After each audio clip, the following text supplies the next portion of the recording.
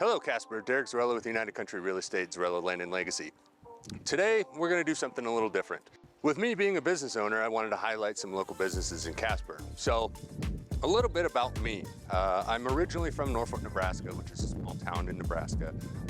After high school, I moved to Lincoln. In Lincoln, I met my wife Jennifer, and from there we started a whole new chapter. About 10, 11 years ago, I got an opportunity to move to Casper and start a completely new chapter, something that we were both very unfamiliar with. 6 years ago, unfortunately, I did lose my job, and that's where I got into real estate. I started with a small brokerage and eventually moved to a larger brokerage to today, broker owner of United Country Zarello Land Legacy. So being a small business owner here in Casper, you never really think about the day-to-day challenges or the issues that you're gonna face. And in this series, what I wanna do is ask those same questions to other local business owners. What challenges or what issues or what concerns or, the positives? What are one of the things that you really love about being a small business owner here in Casper? So with that being said, let's go meet Dan the Barber at Citizen Shave. So today we're with Dan at Citizen Shave. Hey. My son and I, we've been coming to Dan for what?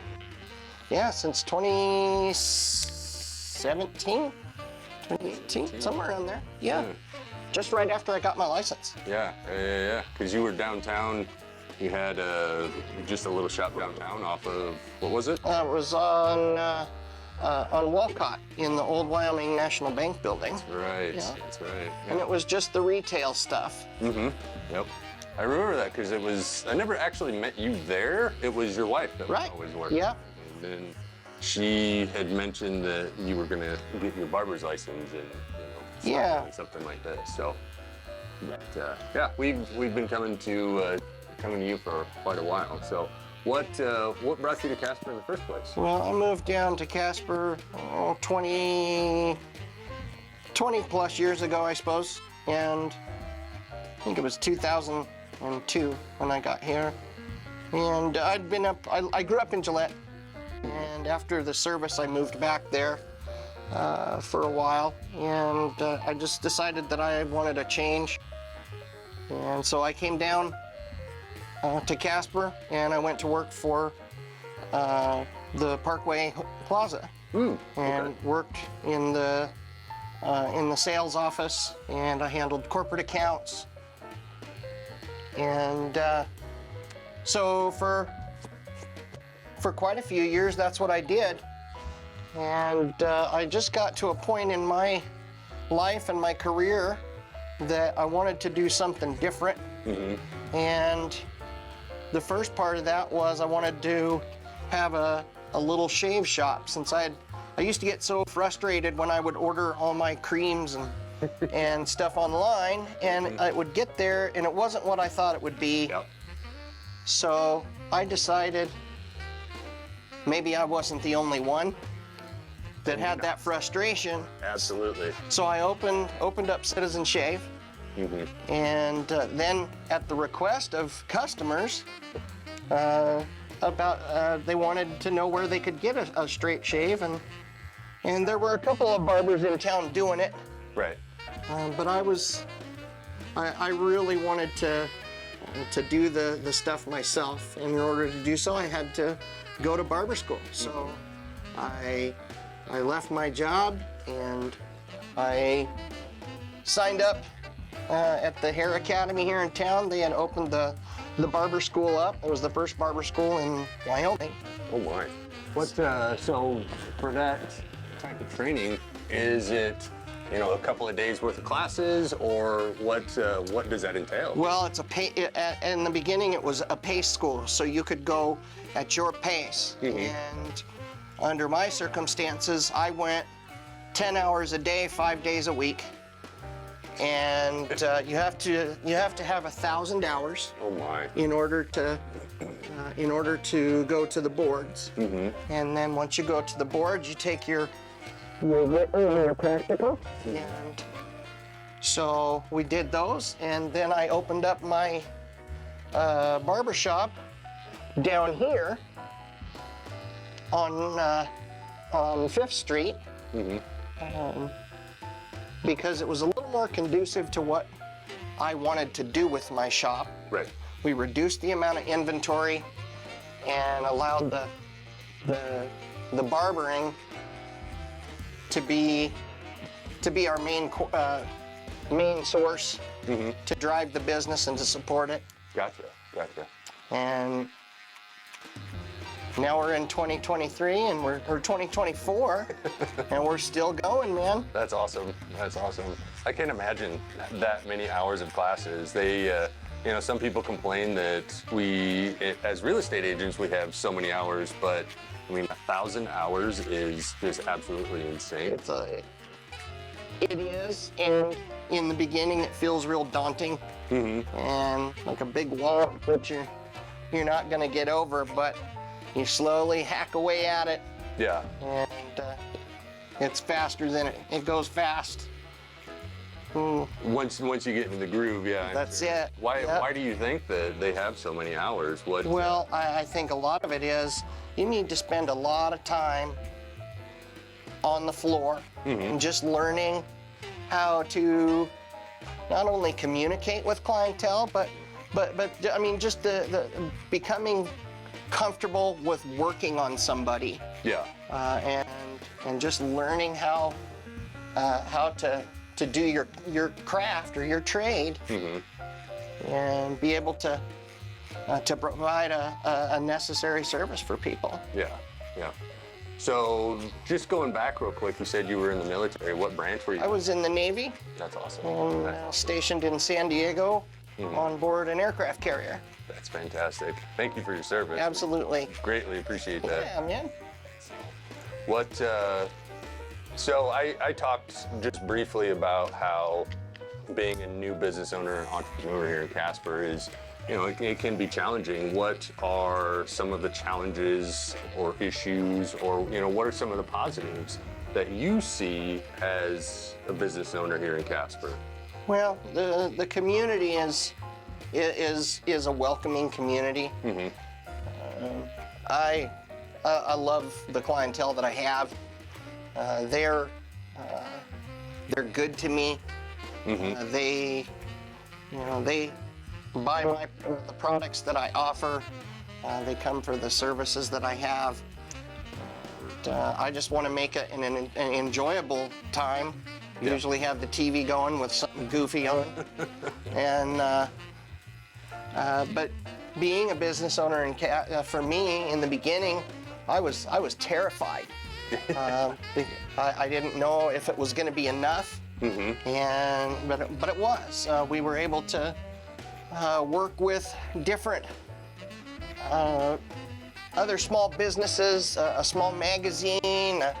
Worked with the Star when we first opened. They gave us a nice interview.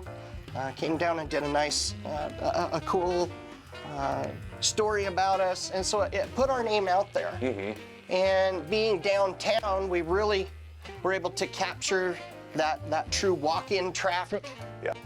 And then before we opened the barber shop, before we came over here, we were able to, my wife was able to tell all of our customers that a barbershop was coming soon, and that we were going to be offering, a full service barbershop. They could come down and get a shave or a beard trim or a haircut.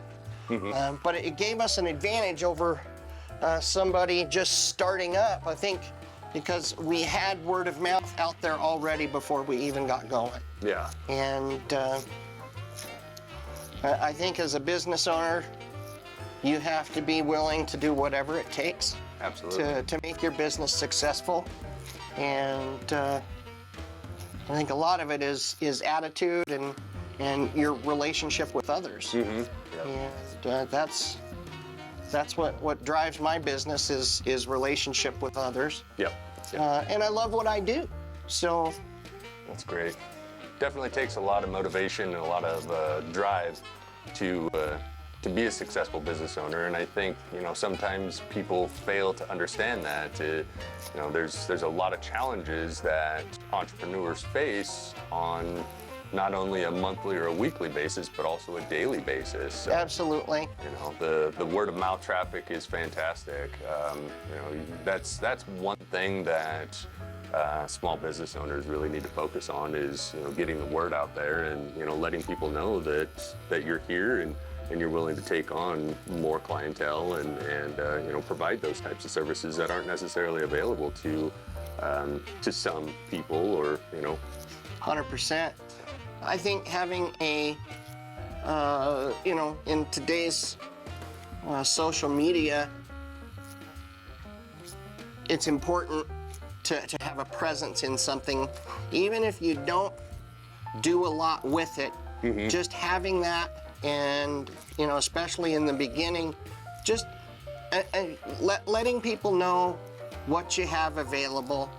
Yeah. Because things can, you know, things can be different from one day to the next. Absolutely. And so having a media site or a web page or something, because people love to get on and either book their things online, Yep. or research online. And so having that presence there, and keeping it, you know, fairly current is a good idea. And even if you get discouraged, you've just got to keep pushing through. Absolutely. If I'm assuming that you're probably still taking clientele. Absolutely, all the time. If somebody sees this, how would they go about making an appointment? Do they call you, or like you said, do they go on social media? What's the best way to get a hold of you? So the best way is to go to fresha.com, and my appointment book is online. Okay. And so folks can make their appointments without a credit card and set up their appointment. I've got all of my services listed and all the pertinent information. And the other way is just to pick up the phone and call. Oh, there you go. What's a good number to call? It's 333-6696. That's pretty easy. Yeah. You can't miss that one. Absolutely. So that's, I mean, normally when I schedule the appointments, we just go on your Facebook page and, you know, click schedule, and that takes you right to the Fresha page that you were talking about. Right. We select it and pick our times and go from there. So makes it really, really convenient. It does. When you're on the run on a regular basis. That's it. Who's got Social control media of that thing? Remote control.